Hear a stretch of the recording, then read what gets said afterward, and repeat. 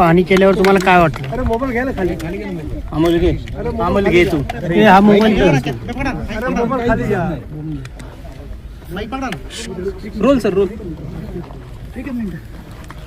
तुम्ही बघितल्यानंतर एक तर धावपट्टी जी आहे विमानाची ती चांगल्यापैकी जी आहे मोठी आहे, लांबसुद्धा आहे, पण ती धावपट्टी राहिली एकीकडे आणि जवळजवळ मला वाटतं धावपट्टीच्या खाली 20-25 फुटापेक्षा खाली ते विमान जे आहे त्याने ते उतरवलं आणि तिथली जी भिंत जी असते आपल्या सर्वसाधारणपणे विमानतळाची दगडी त्याला ते धडकलेलं आहे असं मला तरी वाटतं. त्याच्यामुळे ताबडतोब तिथे ते स्फोट झालेले आहे आणि ते सगळं बघितल्यानंतर त्या विमानाचे जेवढे तुकडे झालेले आहेत तर माणसांचे काय झालं असेल कल्पनासुद्धा करता येत नाही.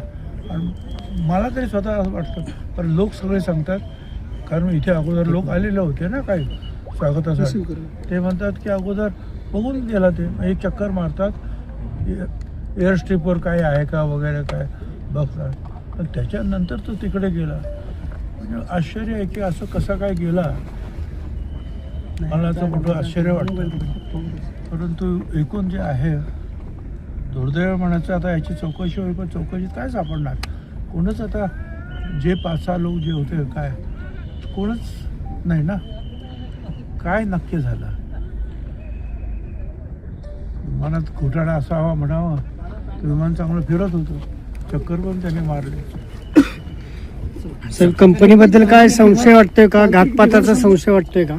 असं आहे की मी या बाबतीमध्ये काय बोलणं हे चुकीचं आहे.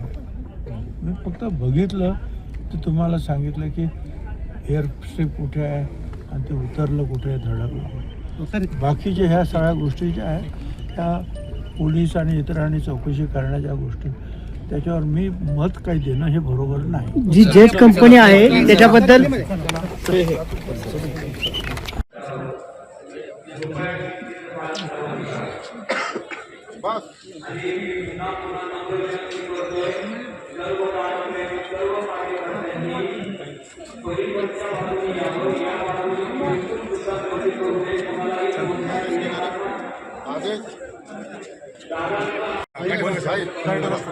सामने चले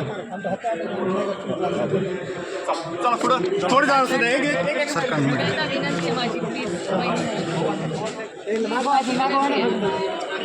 प्लीज थोडंसं